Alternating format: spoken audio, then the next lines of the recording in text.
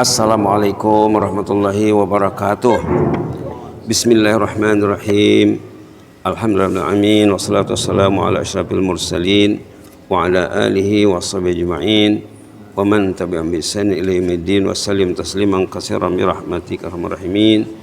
Ya arhamar rahimin, irhamna bi rahmatikal wasi'ah wa afina wa afwana wa ala ta'atika wa syukrika inna. Rabbi shrah li sadri wa yassir li amri wahlul 'uqdatam min lisani yafqahu qawli.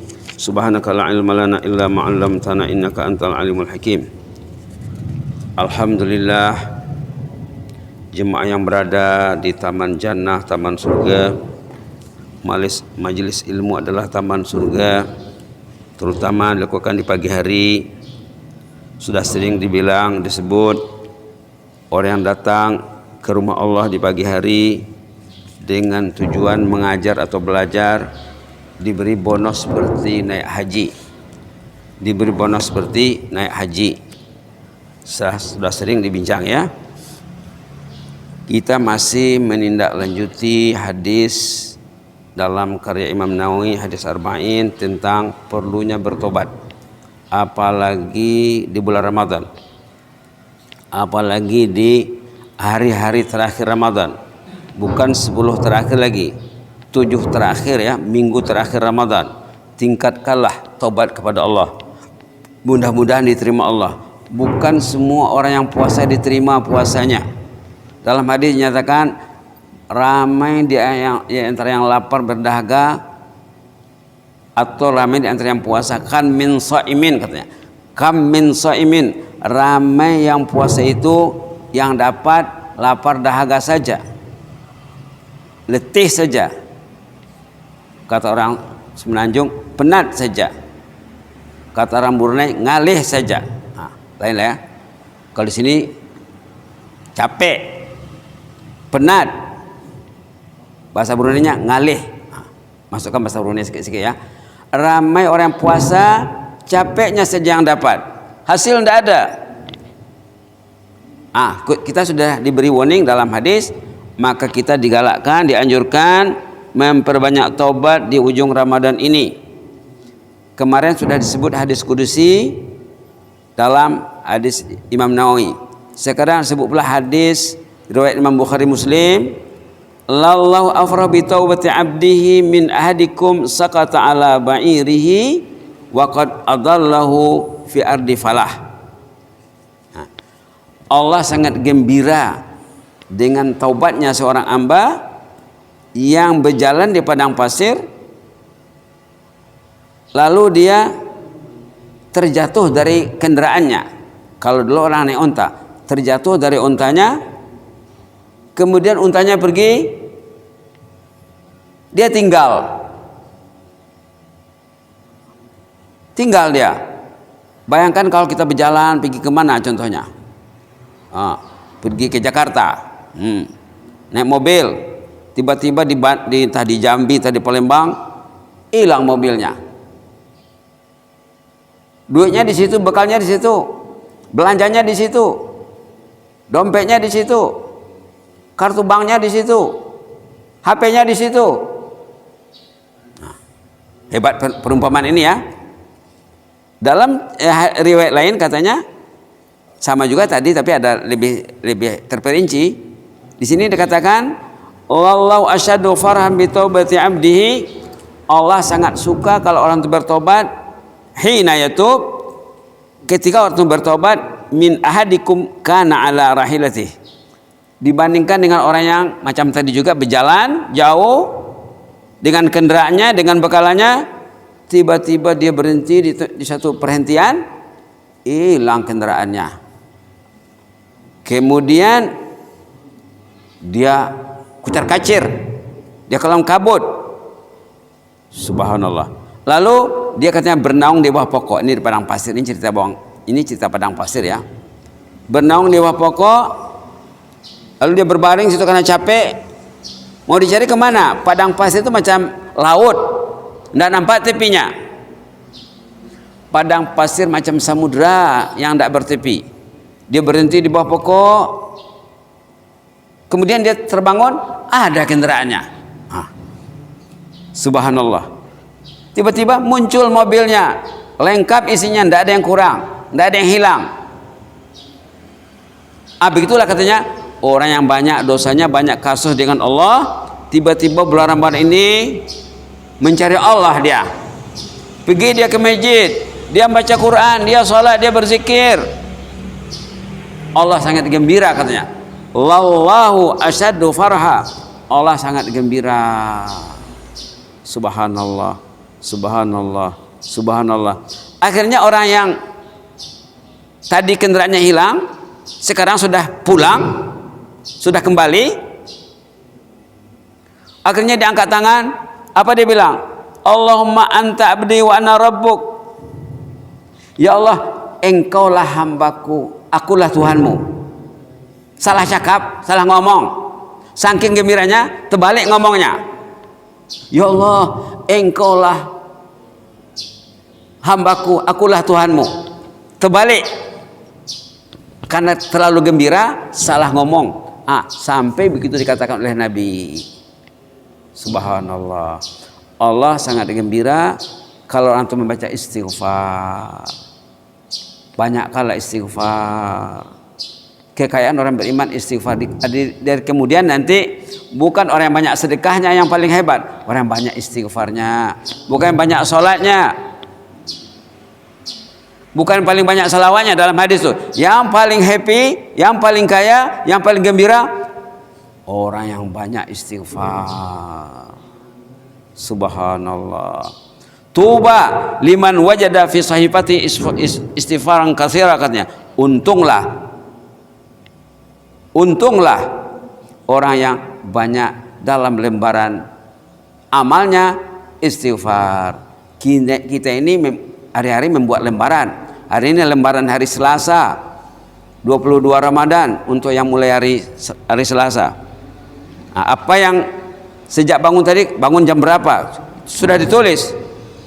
Dia melangkah ke masjid, sudah ditulis. Dia sholat berjamaah, sudah ditulis. Dia mendengar tazkirah, sudah ditulis masuk bukunya. Kemudian kita banyakkan istighfar. Ini maksud di sini ya, kita banyakkanlah istighfar. Kemarin kita sebut satu istighfar patut dipelajari itu ya. Kalau tidak bisa membacanya, bacalah pakai buku. Istighfar yang dibaca Nabi waktu sholat tahajud, sewaktu sujud. Sujud sholat tahajud. Itu yang dibaca oleh sahabat kita yang ditekuninya, yang kita ceritakan kemarin, sahabat baik. Waktu di Brunei dulu, waktu Arab juga sama-sama kuliah di Arab, tapi berbeda kota, berbeda universitas, tapi sama-sama belajar kuliah di Libya.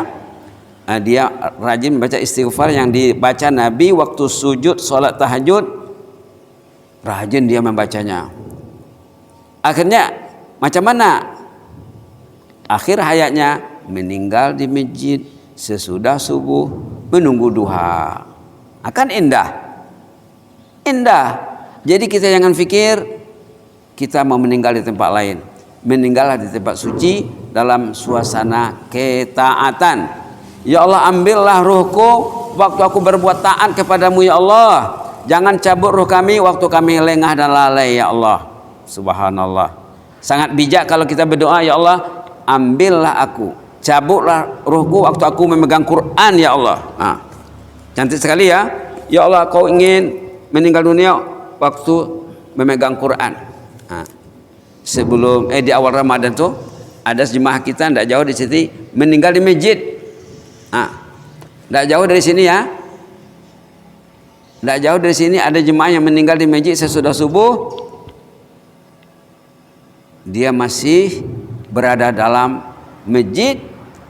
Tidak disebut dalam laporannya, nanti disiasat lagi ya. Yang penting bapak itu memang rajin ke masjid, rajin azan, rajin qomat, dan bila perlu bisa jadi imam kalau tidak ada imam. Meninggal di masjid di awal Ramadan. Pencinta masjid meninggal di masjid. Jadi wajar saja kita berdoa di ujung Ramadan ini, ya Allah, aku enak duduk di masjid. Saya enak duduk di masjid bulan Ramadan ini, ya Allah. Engkau jinakkan hatiku untuk duduk di rumahmu. Aku berada di masjid seperti ikan dalam air ya Allah. Dalam hadis dalam kata ulama mengatakan orang beriman dalam masjid seperti ikan dalam air. bukan nak lekas keluar, bukan nak copek keluar. Ini orang kampung bawa torong, masuk lembek keluar copek. Buat torong tahu Pak? Tahu? Itu bukan sifat mukmin. Mukmin dalam masjid seperti ikan dalam air. Munafik dalam masjid seperti burung dalam sangkar. Itu sering disebut oleh ulama. Yang terakhir yang dengar yang menyebutnya rektor Universitas Al-Azhar di Mesir. Mukmin dalam masjid seperti ikan dalam air. Munafik dalam masjid seperti burung dalam sangkar. Gelisah dia. Nak copek keluar. Bak duduk di atas baru orang kampung dulu. Yang kampung apa? Duduk di atas baru orang kocenya. Tidak enak dia duduk. Gelisah dia. La ilaha illallah. Jadi wajar saja kita berdoa, ya Allah, sepanjang Ramadan saya enak duduk di rumahmu ya Allah. Jinak hatiku ya Allah. Jinakkan hatiku untuk berada di rumahmu sampai ke penyu usia. Kalau boleh di hari aku meninggal, sama ada aku meninggal di masjid, atau meninggal dalam perjalanan ke masjid, atau pulang masjid, atau meninggal dalam hatiku terpaut di masjid ya Allah. Subhanallah. Dia pulang ke rumah. Ada cerita jemaah di Brunei ini ya. Salat subuh dari masjid, sesudah subuh dia berniat nak datang sembahyang zuhur, maka pulang ke rumah sesudah subuh. Kemudian sebelum tengah hari dia beristirahat sebentar, berbaring, tidur qailulah namanya, itu sunnah. Tidur ibadah tuh. Dalam tidur yang 15 menit itu diambil rohnya. Berarti tidur ibadat. Bisa juga kita berdoa, ya Allah, ambillah rohku dalam ibadat ataupun dalam tidur ibadat. Ada juga jemaah ini cerita di Brunei ini ya. Brunei ini banyak cerita yang unik di sana. Ada juga jemaah di Brunei yang dia maghrib isya dia ke masjid, biasanya tidak pulang. Tidak pulang dia. Sesudah isya baru pulang, berniat besok nak ke masjid. Dan dia memang boleh dikatakan tidak tinggal sembahyang subuh berjamaah, tidak tinggal sembahyang isya. Waktu dia pulang sembahyang isya, pulang ke rumahnya tidur, tidak bangun lagi. Subhanallah. Tidur terus. Tidur dengan niat besok saya mau ke masjid ya Allah. Itu tidur ibadat. Ada pula cerita di Brunei juga. Ini cerita di Brunei ya. Ahlul masjid, pencinta masjid. Bapak ini dibawanya anak ke masjid. Biasanya sebelum berangkat ke masjid, anak turun ke bawah, memanaskan kereta, menghidupkan kereta. Kereta itu mobil ya. Sana kereta. Menghidupkan mobil. Anak lama menunggu. Ayah tidak turun. Dilihatnya, rupanya ayahnya meninggal di atas sejadah. Subhanallah. Saat anak ke masjid, meninggal di atas sejadah. Tidak jadi ke masjid. Subhanallah. Lalu adiknya menelpon abangnya. Abangnya sedang mendengar tazkirah dengan saya di masjid lain. Jauh jaraknya. Dia bilang, Ustaz, ayah saya meninggal di atas sejadah. Adik saya telepon ini katanya. Kan indah. Subhanallah. Yang di Thailand meninggal waktu sesudah subuh menunggu duha. Yang di Simpang Ampe meninggal di masjid di musala sesudah subuh menunggu duha. Yang di Brunei 3 cerita. Satu meninggal waktu tidur qailulah tengah hari dengan niat setelah bangun dia nak ke masjid salat zuhur.